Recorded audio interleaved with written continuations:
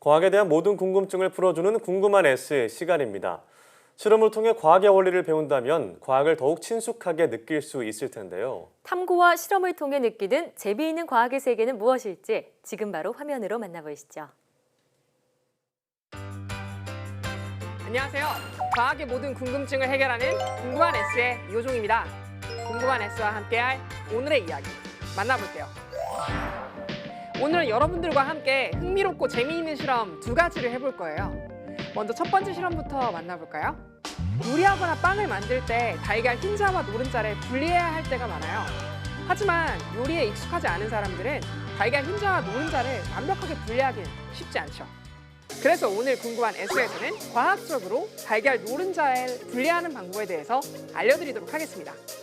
실생활에서도 꼭 필요한 정보이니까요. 눈 크게 뜨고 보시길 바랄게요. 달걀 흰자와 노른자를 손쉽게 분리하기 위한 준비물을 먼저 알려드릴게요. 달걀을 담을 수 있는 그릇과 노른자를 따로 분리할 그릇, 그리고 페트병만 있으면 됩니다. 어때요? 간단하죠?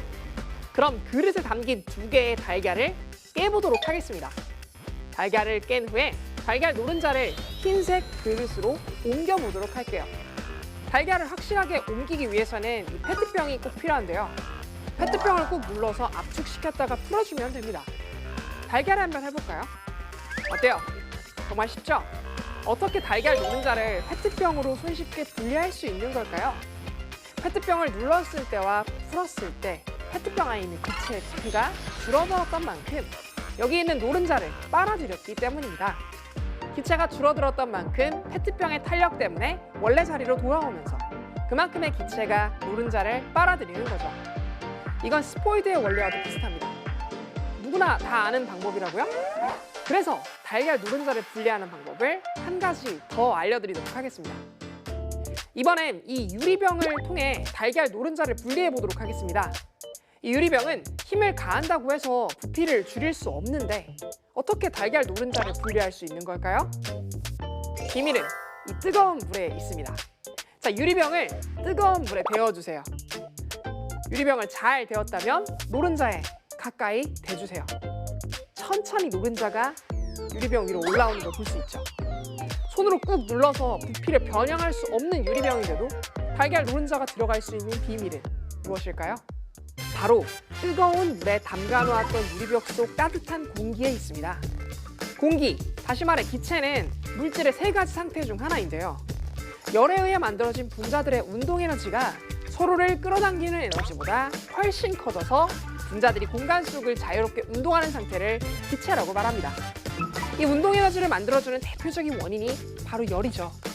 물을 끓이면 수증기가 되는 것도 물 분자의 에너지를 증가시켜서 공간 속으로 자유롭게 운동할 수 있는 상태가 되기 때문입니다.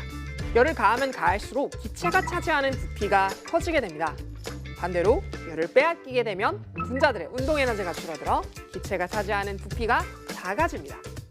그래서 힘을 줘서 부피를 늘렸다, 줄였다 할 수 없는 유리병일지라도 온도에 따라 병 속의 기체의 부피를 늘렸다, 줄였다 할 수 있는 특성이 있기 때문에 달걀 노른자를 쏙 빼낼 수 있는 것이랍니다.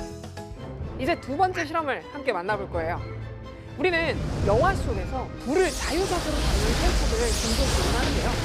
영화 캐릭터처럼 손에 불을 만들어 볼 거예요. 그게 어떻게 가능한지 궁금하시죠? 준비물은 생각보다 간단합니다.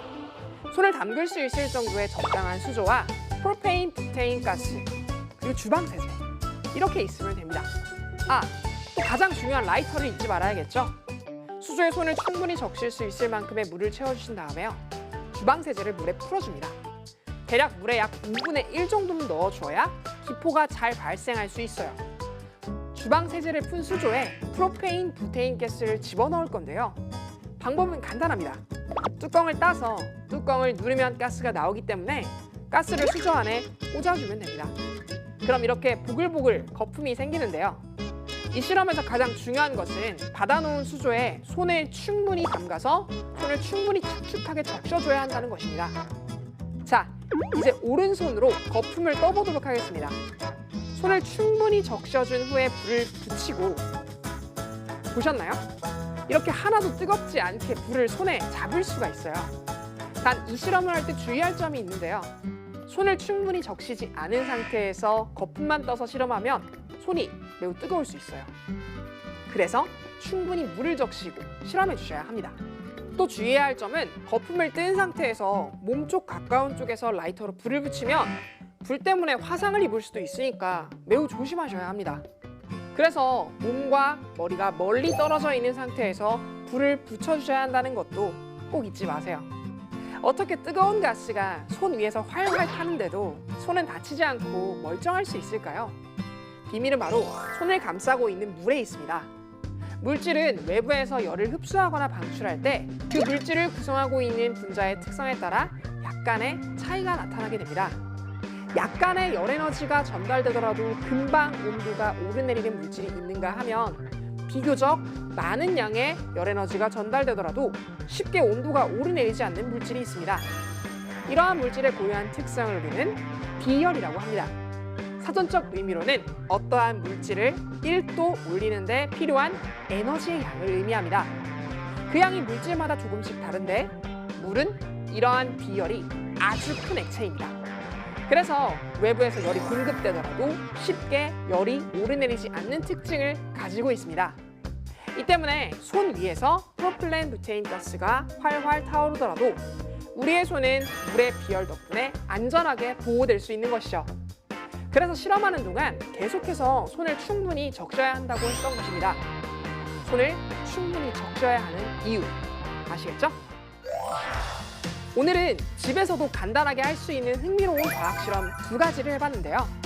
실험은 과학의 호기심을 자극하는 첫걸음인 만큼 안전하고 재미있는 실험을 통해 과학의 재미를 더 많이 느끼셨으면 좋겠습니다. 그럼 궁금한 S는 여기서 이만 인사드릴게요. 과학에 대한 궁금증이 있다면 언제든 YTN 사이언스 유튜브에 댓글을 남겨주세요. 이상 궁금한 S였습니다.